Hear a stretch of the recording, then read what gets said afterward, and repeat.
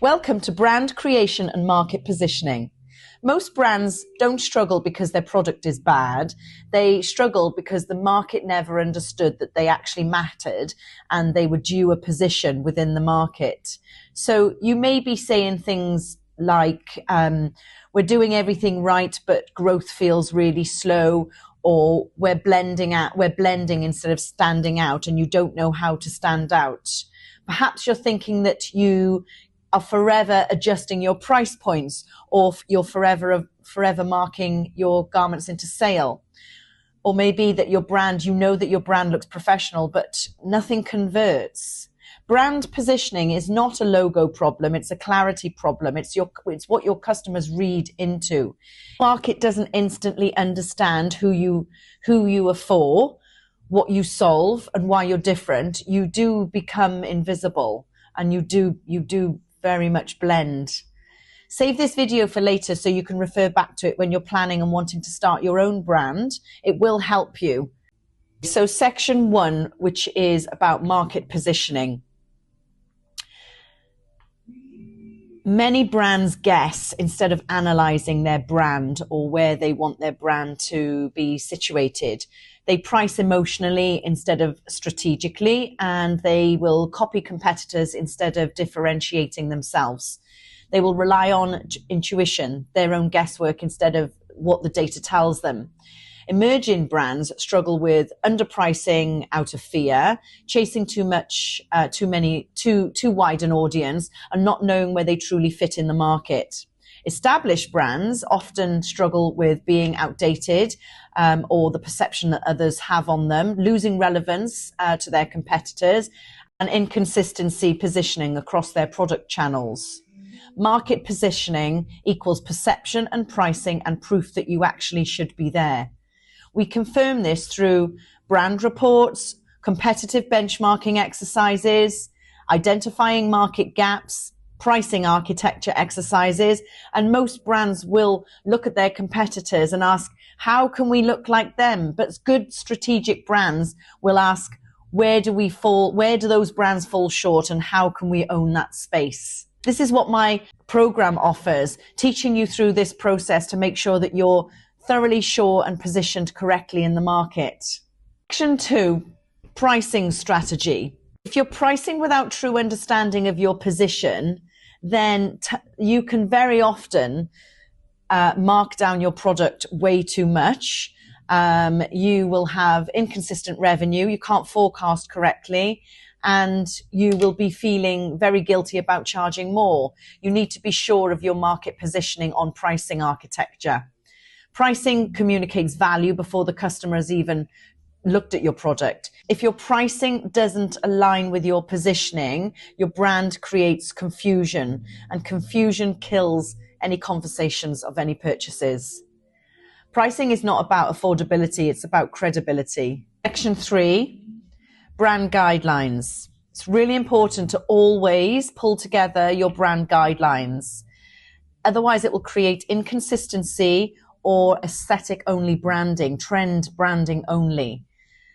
Brands do actually make mistakes for choosing pretty over strategic, trends over timeless, and logos as their identity. And they really home in on a logo thinking it's the be all and end all.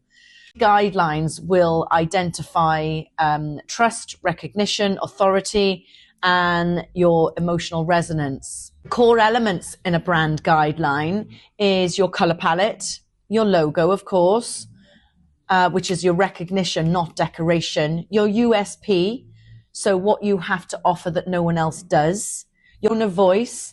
And if you struggle to identify what tone of voice is, just think of it as how your brand sounds and communicates when you're not in the room.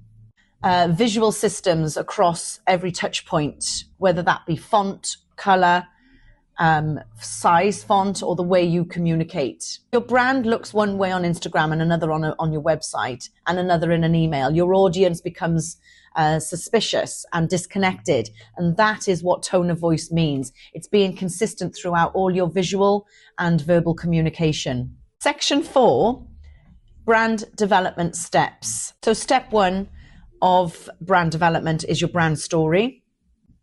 Brands very often will talk about themselves, but that's not your audience. Your brand is your audience, and your brand has the story. Your brand story is not your own personal journey. It's how your customer becomes the center point of what you're providing a solution for. Who is your audience before your brand? What problems are they stuck in? What transformations are you able to give them, provide them?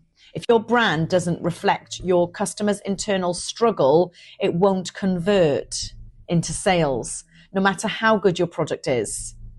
Step 2, your visual identity mood board.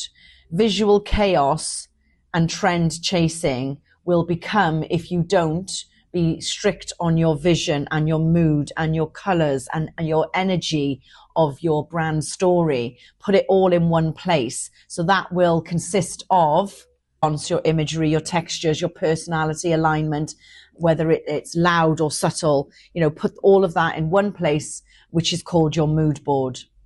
This is where most brands realize their visuals don't actually match their positioning, because your garments or your mood board is saying one thing and everything else in the collection is saying another. The key to a good collection is have the same language from start to finish, and don't have generic messaging. Examples of generic messaging and weak positioning really is when people just say, oh, high quality, affordable, and customer focused. It's more than that. Reframe your brand story by making sure your values, propositions should always answer why you, why now, and why should they care. You're constantly supporting the answers of your customer. If your competitor could say the same thing, then you don't have a valuable, unique proposition. It can be similar, but needs to be different you need to be different from your competitors. You need to be unique. Clarity beats creativity, and strategy beats aesthetics. Strong positioning encourages brand growth.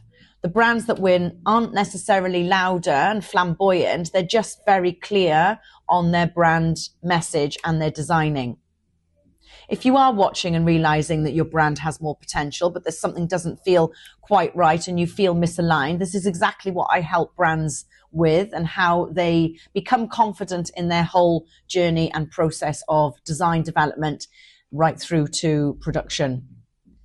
Brand isn't struggling, it's just mispositioned, that can be corrected with just a few processes. So let's summarize. The brands that win are not necessarily louder. They are clearer. Clarity beats creativity. Strategy beats aesthetics. And positioning always becomes before growth.